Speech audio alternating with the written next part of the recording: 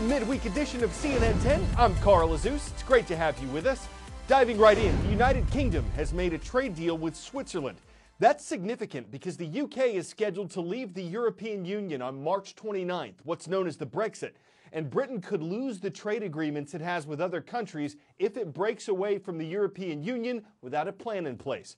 So the British government says this deal with Switzerland is hugely important to British businesses, and lawmakers are under pressure to make more trade deals before the Brexit occurs. Prime Minister Theresa May has been working on an agreement with European Union officials on how to separate Britain from the bloc of 27 other countries. Last month, their initial plan failed to win the approval from British Parliament, which it'll need to go through. So Prime Minister May's been trying to find a new compromise with the European Union that Britain's Parliament will approve. And the clock is ticking because of the March 29th deadline. One sticking point in all this concerns Northern Ireland. When Britain leaves the European Union, the border between Northern Ireland and the Republic of Ireland will become a physical border between Britain and the European Union. So what's become known as the Northern Ireland backstop has become a crucial part of the Brexit. What is the backstop? At its simplest, it's an insurance policy to keep Europe's new land border with the UK just as it is today, invisible. So what's all the fuss? It's complicated. Let's start here. 2016, the UK referendum to leave the EU, Brexit. That's England, Scotland, Wales and Northern Ireland all leaving. The snag, England, Scotland, Wales are on one island, while Northern Ireland is on another island with the Republic of Ireland, which remains in the EU. And that means, unlike the rest of the UK, Northern Ireland has a land border with the EU. Are you with me so far? So what's the problem, you might ask? Whack up a few customs posts and passport offices, and everything should be good. Not so fast, though. There is history here. A peace agreement in Northern Ireland in 1998 stipulated all border controls be removed. And that's the reason for the backstop. The backstop itself says, even if the EU and UK can't agree their new relationship, the border stays open. But the way that's shaking out, right now at least, means Northern Ireland slowly develops a different relationship with the EU than the rest of the UK. And that's the backstop in a nutshell. The problem comes with the last and biggest detail. The Northern Irish politicians, who the UK Prime Minister depends on for power, won't accept the backstop. And nor will many members of the Prime Minister's Conservative Party. They say it effectively creates a new border between the island of Ireland and the island of England, Scotland and Wales, and they won't accept it. It's a UK-EU impasse that has a lot of people worrying about the bloodshed before the peace agreement. 10-second trivia. Which two countries have the world's two largest economies? The US and China, China and Japan, the US and Japan, or China and the UK? The world's two most powerful economies in order are the US and China. And a slowdown in one of those economies can have ripple effects around the world. That's why investors are trying to figure out what to make of China's current slowdown, to find out how serious it is, because it can affect business decisions, hiring decisions, and where investors in China and abroad decide to put their money.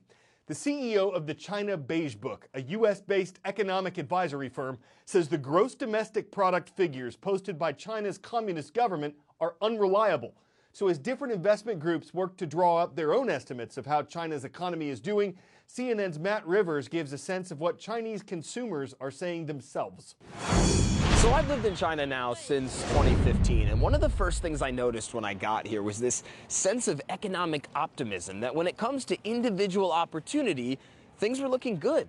But over the last couple months, there's a thought that maybe that's begun to change. To be fair, there's a lot of reasons to be pessimistic these days. For starters, there's that giant trade war you might have heard of. China also just posted its slowest annual GDP growth rate since 1990, and the main stock market lost more than a quarter of its value since early last year. Things have cooled enough that you don't have to be an economist to notice. We usually settle payments with our clients before the Chinese New Year, but this year is particularly difficult to get our payments on time. Jiang Yuqi works in construction and renovation and says a rough real estate market means her clients aren't selling as many apartments as before. It's enough to make her think about her own spending habits. She's now using an app that lets her pay for big-ticket items over time, like a new car. We can't afford to buy it at its full price, but we can choose to buy it in small installments and pay it back month by month. In 2018, China new car sales shrunk for the first time in 20 years. iPhone sales were off 15%, and luxury brands could face a tough 2019. In a slowing economy, what people choose to spend their disposable income on changes. Working out isn't like eating or housing. Those are must-haves. Working out isn't. Zhou Cheng owns a gym in Beijing that has seen slowing sales this year, a trend he says has forced other gyms to close throughout the city. Most people already have housing loans, car loans, and so on. Only when they can lower that pressure a little bit can they consider other needs like working out. Amidst slowing traditional growth drivers like manufacturing, China is depending on consumer spending to support the economy. A recent consumer confidence survey by Beijing-based Capital University puts 2018's fourth quarter index at 99.4. Anything below 100 means consumers aren't optimistic overall about the economy. Now, some economists say there are still plenty of reasons to be optimistic about the Chinese consumer. Spending on services rather than goods, think travel, leisure, healthcare, is actually up.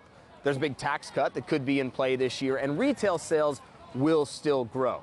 But the fact that I can easily come out on the street here and find multiple people who will tell me that they're worried about the economy, well, that's different than it was when I first got here. Matt Rivers, CNN, Beijing. A study involving bees and mathematics is generating some buzz. Get it? Researchers at RMIT University in Australia say honeybees can be trained to add and subtract. What they did was put the insects into a Y-shaped container and show them blue or yellow shapes. The blue ones were supposed to symbolize addition, the yellow ones subtraction. Then the bees had a decision to make. If they were shown blue shapes first, they had to choose to fly to the chamber that displayed one more shape than they first saw. If they saw yellow shapes, they had to fly to the chamber that showed one fewer shape.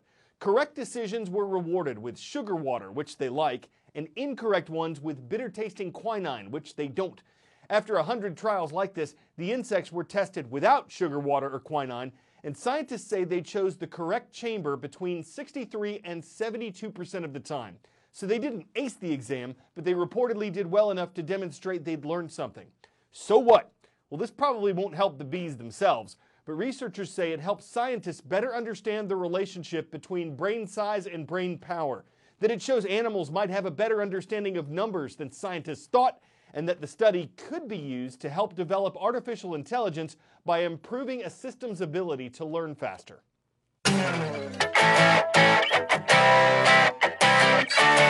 Of course, artificial intelligence systems still have a lot to learn, as seen at a recent debate between a human debate champion and an IBM computer named Project Debater.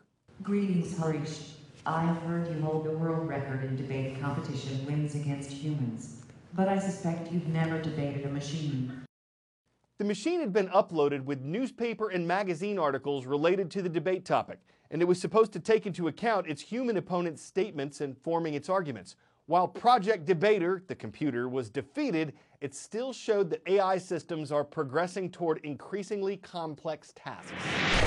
You could say its style was robotic, but still it was a little bit hypnotic. It made sound bites news bites, and though it still would lose, it might take something monotone like robot voicemails on a phone and turn them into arguments that makes you wonder, are you meant to debate a debate machine, the kind that fakes a human being, the kind that seems relatable and makes debates debatable?